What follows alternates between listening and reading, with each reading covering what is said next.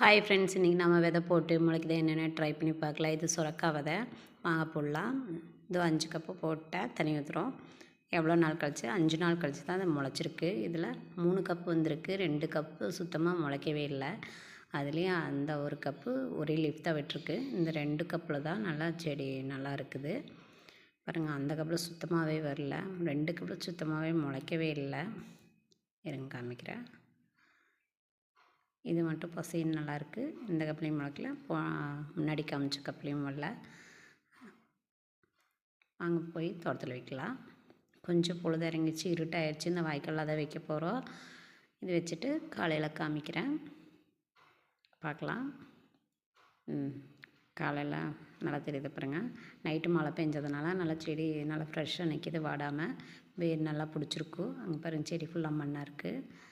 பிடிச்சிருந்தால் லைக் பண்ணுங்கள், சப்ஸ்கிரைப் பண்ணுங்கள், கமெண்ட் பண்ணுங்கள்.